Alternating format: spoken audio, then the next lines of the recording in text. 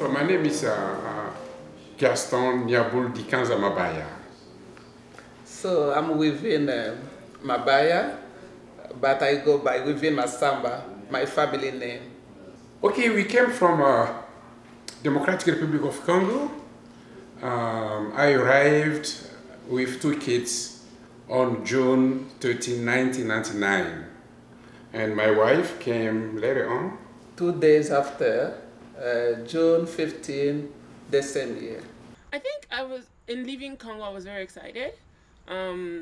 Because for me, it felt like I think we were prepared to move to a newer country, and we were prepared to go to a country where there would be a bit more peace, because there had been a civil war a few years before in the Congo. So I think as a child, I was very excited to go. So I didn't feel sad that I would leave my friends behind. I was actually excited to maybe go to a place where it would just be me, my siblings, and my parents, because we were used to being in a huge family atmosphere.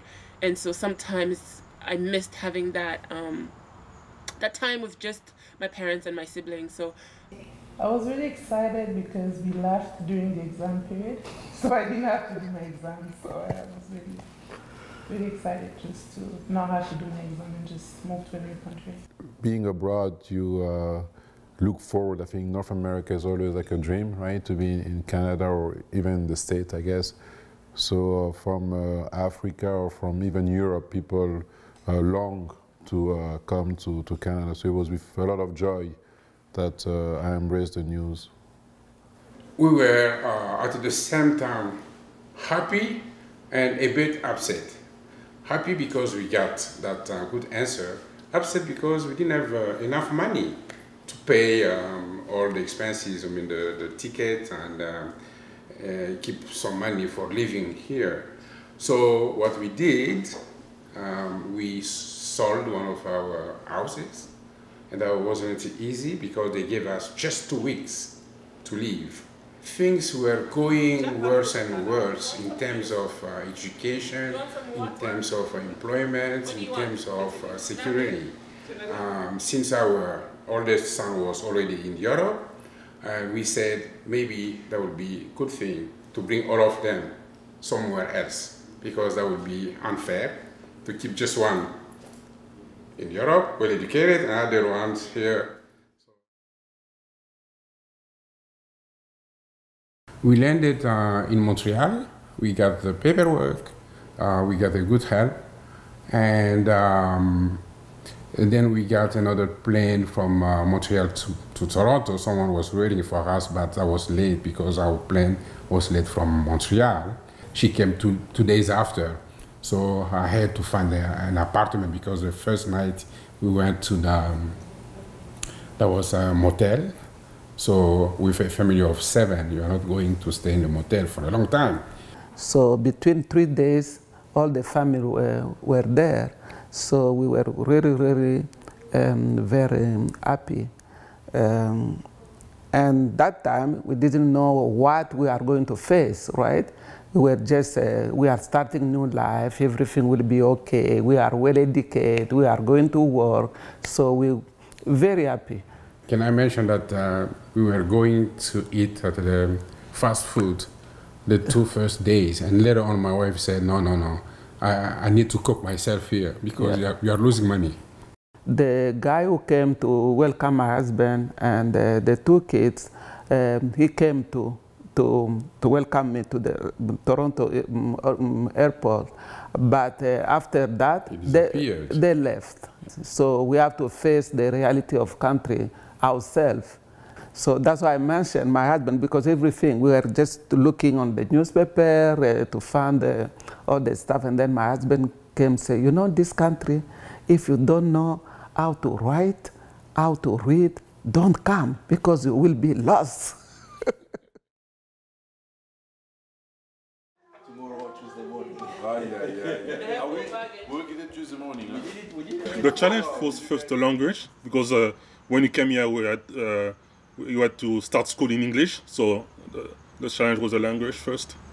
I remember just bawling my eyes out from my first day of school in a place where I didn't understand the language. I spoke French and I understood 2 other languages, mother tongues, Lingala and Kikongo. So my parents would speak in those languages, mostly in the home. And then I would pretend to not understand so much, and I would just say, oh, I only speak English, and I'd kind of force my parents to only speak to me in English or help me improve my English, just so I could kind of fit in with that new crowd of people. And that's one thing I realized that I did when I was a younger child because of kind of the environment I was put into and the mentality I had going into it myself. Hello, bonjour papa. Bonjour. Comment ça va? Très bien, merci. So I was a little bit shocked too because so back home we know is a bilingual, Canada was a bilingual country, and then we didn't worry about the language. We are going to work in France, but the reality was different. We landed in Mississauga, and you speak English, nobody can. French. Oh, French. No, nobody was speaking English. French, you have to try your best to speak English. So it was a little bit very, very tough because so I need to work, how I'm going to work. I don't know English, so it was tough. It was tough in the beginning, yeah. I knew right away I'm not going to work like a nurse in the beginning because I need the license to work, but I didn't mind to work like a PSW to raise my family in the beginning. Like my husband said, we got some savings, but we are only using money, not income. And yeah, the reality was we have to face it. We have to do whatever we can do in the beginning to make our family safe in terms of money. And I took my old son because he was speaking English, and in the retirement home, one retirement home near our house, but they refer us to another retirement home. The manager told us they got a position there, but I think they explained to us, but we didn't catch it. The position wasn't for the PSW, was for the housekeeping. So the same day, they say, oh yeah, we have the opportunity for that. You can work a full-time position, but are you ready to start right away? I say, yes. She said, tonight, you can come tonight. And then the night I have to go, taking the bus during the night. I start at 11 during the night. So I went there, took the bus, arrived there. One lady was there to welcome me. And then I saw that lady with brooms, with a water. I'm just like waiting what we are going to do. And then the job was like cleaning the retirement home, cleaning the windows, doing the laundry for the residents. So I was really very, very shocked. I cried all night. And I mentioned back home, believe me, I didn't do that job anymore. We were not rich, we were very, in terms of money, we were really very settled, we were very happy. So this challenge, you came to a country, you had inside an empty apartment, you don't know anybody, so it was challenging.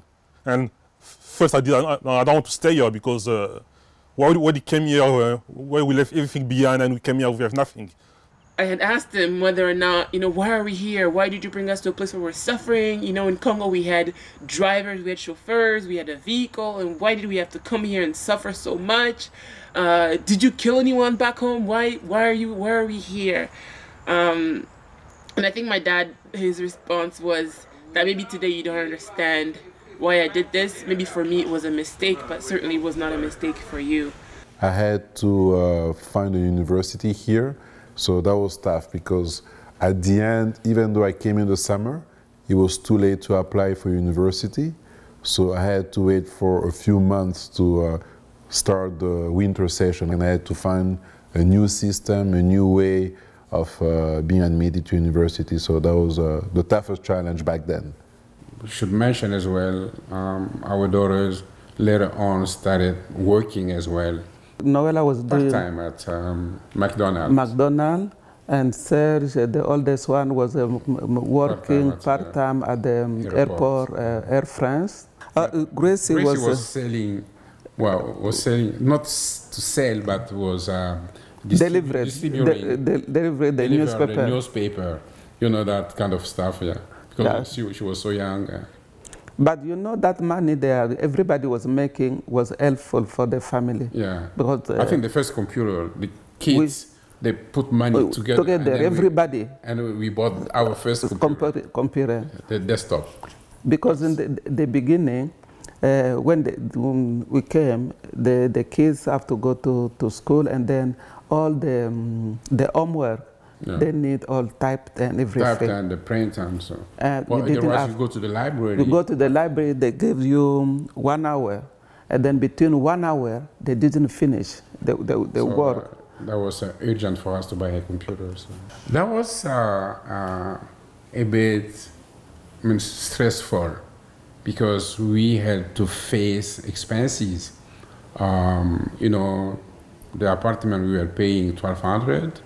And we had to buy food, we had to buy a lot of stuff. If that time I got the power to say, we are going back, I will go back home. But we have to face the reality. We're saying, so we are in the middle of ocean. Where we come from is far away. Where we are going is far away. But you can look back, just keep going.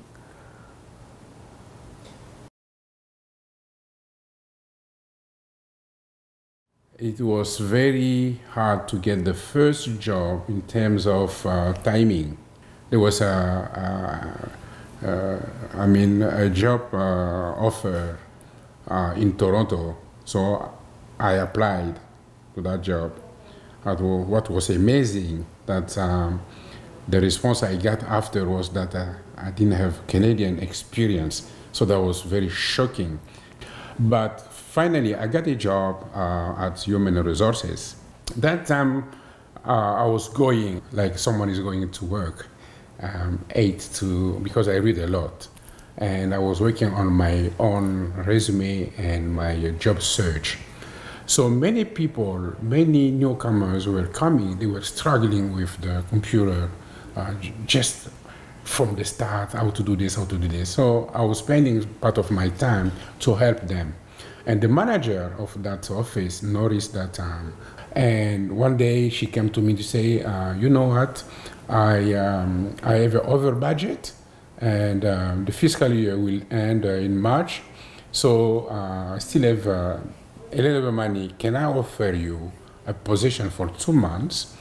And I talked to my wife. I said, well, I'm not working, so I agree to take that position. That was February and March 2000. And then at the end, I left. But the good thing with that allowed me to get my first Canadian experience. And on top of that, the manager became a big reference for me. 3M, I gave that lady from Human Resources and Amber College as well. And then I was working with placement agency. So the lady who was in charge of that position, the next day she called me saying that there is a permanent position. So I applied, and that was truly a bilingual position, which gave me a big opportunity. So I got a very good position, good money, and then we moved from Mississauga to London.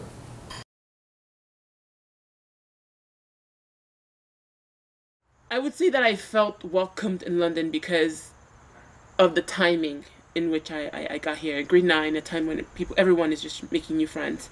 The time we came in 2000, back in 2001, there were very few black people in London. I did experience more of a cultural backlash or a kind of harder time of acceptance, but London is London has come a long way, as I'd say. Having lived in London for about 15 or plus years, it became my home, right? It became my home, and I actually like the small town feel. No, we were in Belgium. We didn't have issue like we came here, we don't know what to do, you know, because my husband got a scholarship, was allowed us to live normally. And I did my bachelor degree from nursing, so that was a good thing. But in terms of the relation with the people was totally different. In Belgium, they let you know that you are not belong in this community.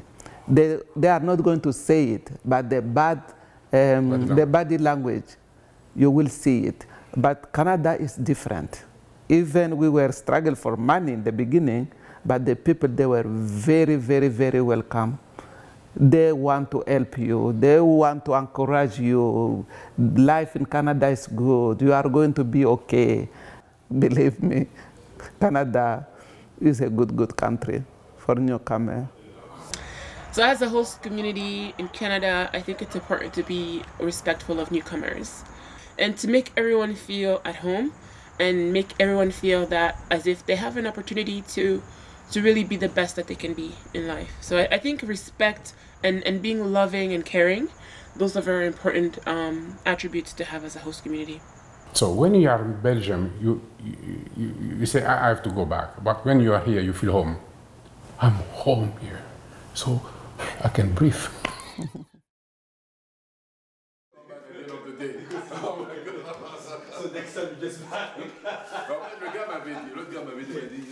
For me, I am grateful, right? I'm grateful. I think you've met my parents. You see the spirit that they have.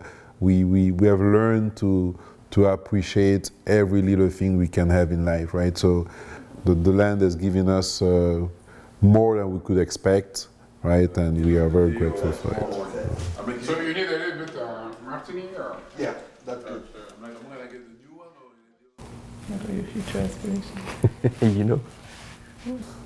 My girl, happy wife, happy kids. So I'm a writer, and I'm working on bilingual learning academy to give French courses and English courses and to help people, young people with homework. Yeah. I can't wait to be retired. That's it. Then just discover the country and people. And yeah, that's, yeah.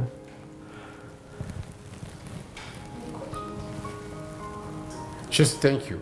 Thank you for the opportunity. I think that our example is not the only one, but I might say that going through what we got as experience might help other people. As we said in our conclusion, that don't give up, and this country is a country of opportunities, and so I think that that might help other people to see how to handle tough situations in a country like this. Non, mais on doit bouger. Comme ça, c'est pas une photo, c'est la caméra. Je danse un peu. Montre-moi une danse.